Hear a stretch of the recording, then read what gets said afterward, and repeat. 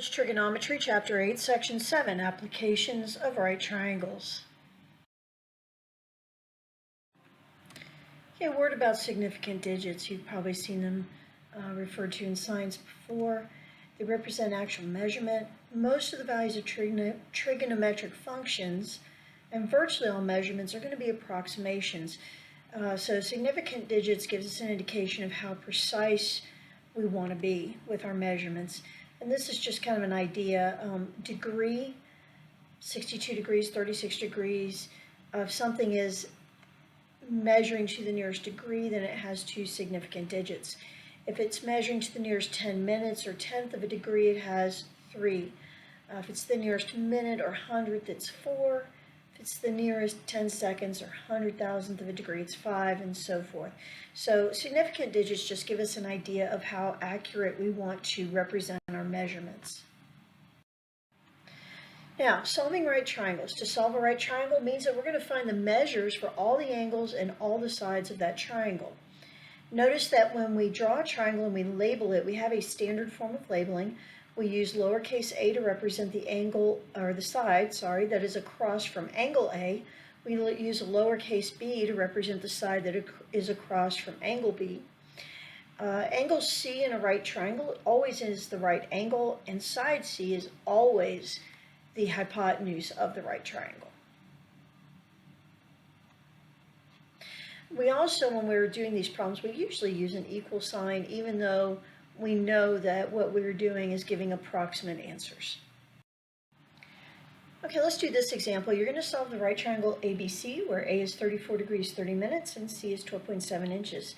I suggest you draw a triangle, and then you're going to use your trig functions to find the missing measurements. Pause the recording, give this a try, and resume to check your answer.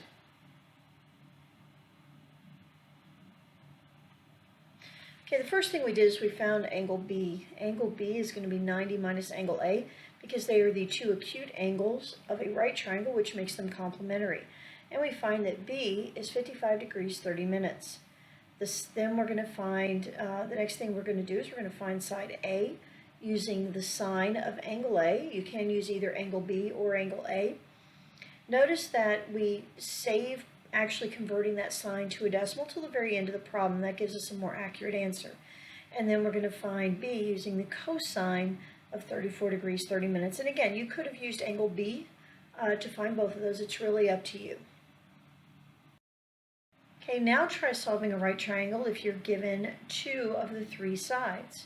You're going to again be using your trig ratios. This time you're going to have to use some inverse trig functions on your calculator. So pause the recording and give this a try. Resume to check your answer.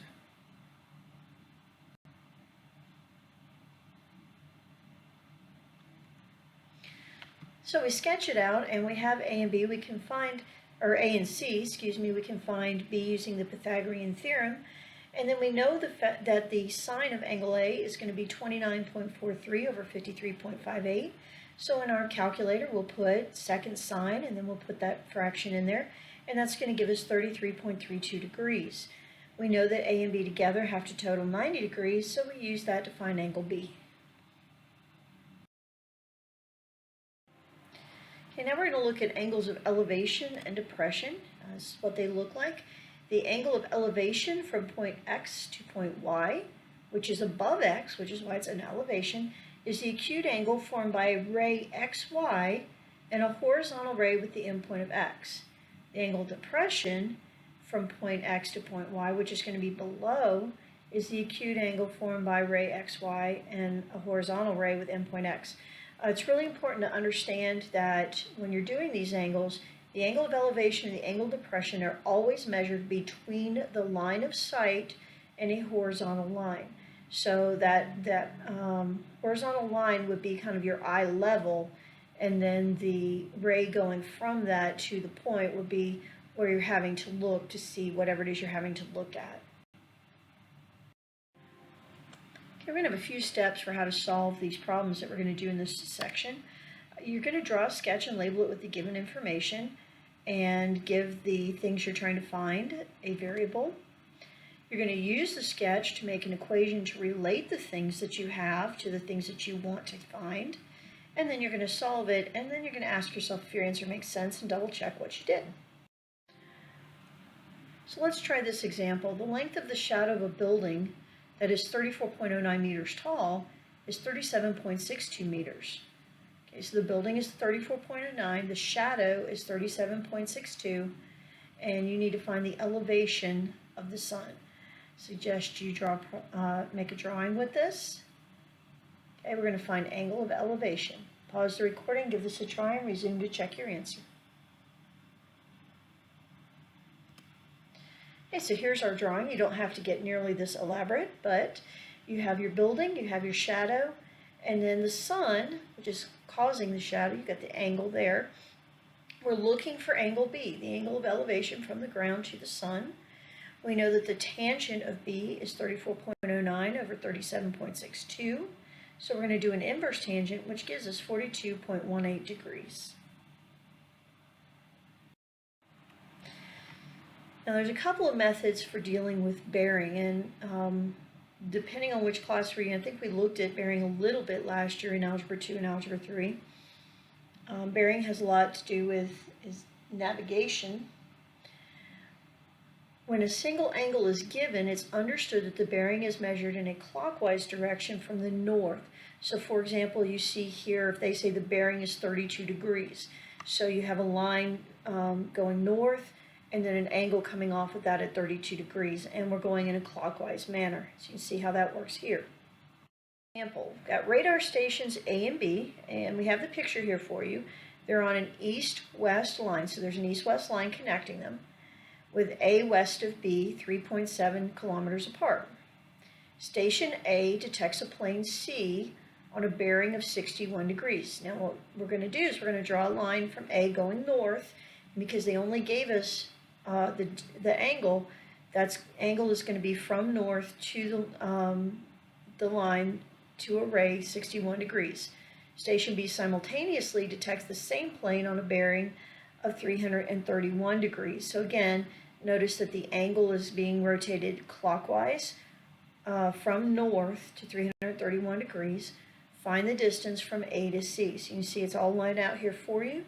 Pause the recording, see if you can solve this, and then resume to check your answer.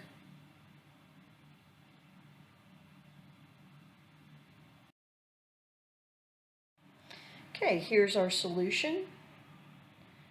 And what you're going to do is really just solve the triangle. You want to know what B is. The cosine of 29.0 is B over 3.7. So we solve for B, and we get 3.24 kilometers. Now another way of giving bearing is to start with a north-south line and then use an acute angle to show either east or west. So in this case, what they're going to do is they're going to give you either north or south first to tell you start at a point, you're either going to go north or south, and that's going to be your first ray. Then they're going to give you a number of degrees and another direction that'll be either east or west. So north 42 degrees east means our first ray is going to start and go north, and then from there we're going to go 42 degrees in an east direction. We're going to draw a ray from our point of origin, and it's going to be 42 degrees. It's going to point toward the right, which is east. And there we've got south 31 degrees east, south 41 degrees west, or 40 degrees west rather, and then north 52 degrees west. North or south will always come first at an acute angle, and then east or west. So this time you're not going to have obtuse angles, just acute angles, nothing bigger than 90 degrees.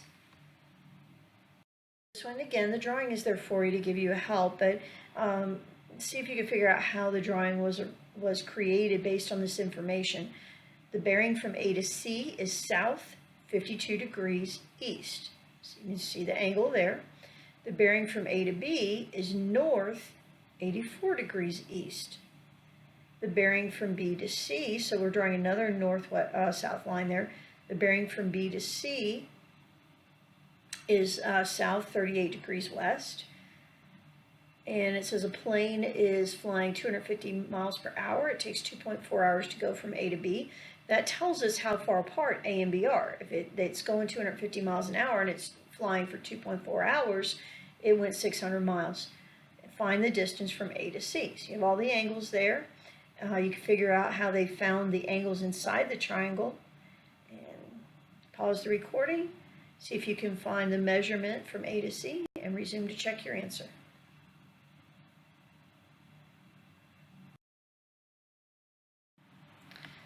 Okay, so we have our sketch, we have all the angles in there.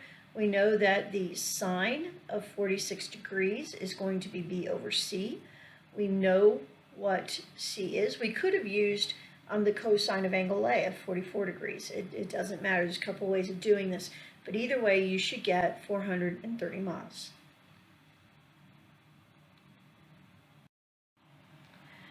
Okay, here's another example using triangles to solve distance problems. In 1838, Friedrich Bessel determined the distance to a star called 61 Cygni using parallax method that relied on the measurement of very small angles. You observe parallax when you ride in a car and see a nearby object apparently move backward with respect to more distant objects. And as the Earth revolved around the Sun, the observed parallax of 61 Cygni is about 0.0000811. And you see an illustration here of the triangle.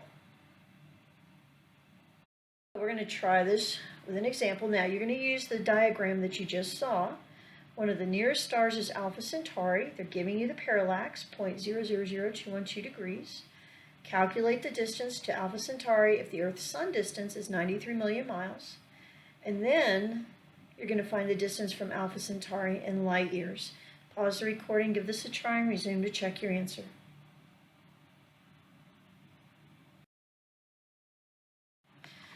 Okay, again, we're using the same diagram that was in the explanation of parallax.